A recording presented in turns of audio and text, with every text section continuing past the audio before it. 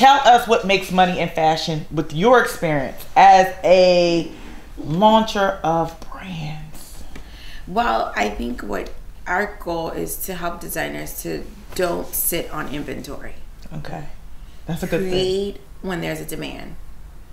Don't sit on inventory, because then you sit on inventory, one, you have to pay taxes on it. And two, it usually ends up being damaged sometimes. You waste too much money putting things out. We have a retail space, but we're not the average retail. Nothing is gonna live on this rack too long. Okay. It's gonna sell. It's made to sell.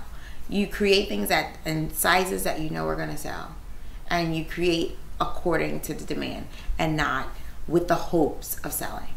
And it seems a little tricky sometimes for designers, because they want to make all of this stuff, and then they get with these manufacturers and they say, well, you have to make 100 or you have to make 300, and then they get a big box and they're like, look, I got product, and then that product just sits.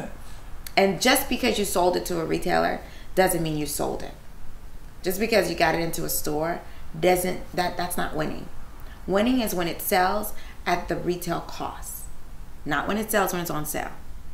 So if I bring your product, let's say you make me a dress, and I take your dress in, and I say, I love your dress, and I bring it into my store, and then it sits on the rack. Within a month, I'm supposed to mark it down if it doesn't sell. Within 2 months, I have to mark it down again. So did you really create a good product if it's sold on sale? The answer is no.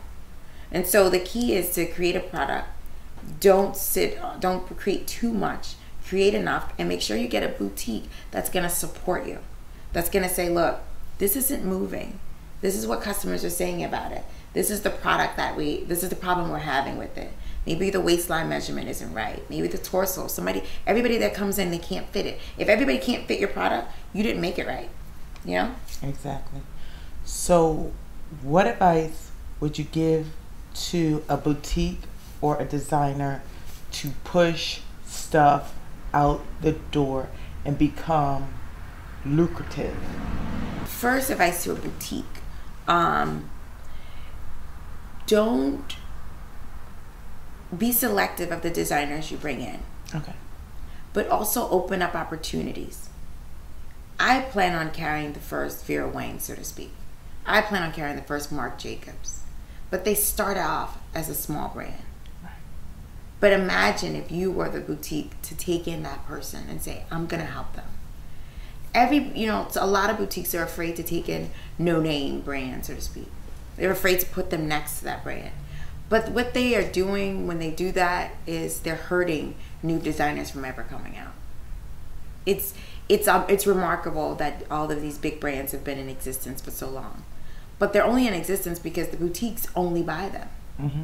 So at the end of the day, if I can get 10 boutiques to take a chance on new designers, they're going to open the market for more brands and more fashion. And what's the harm? What's the harm in taking 3 garments from a young designer? If it's beautiful, if it's made well, what's the harm in taking 3 garments and supporting that designer? Don't fall into the thing about names, because the same people who make those other brands, they manufacture for small brands too. And so it's kind of like you're gonna get the same quality. So help someone show their name. And boutiques should understand that they are a platform. They are a stage. And when they allow designers, young, new designers, to stand on that stage, they're actually building a community.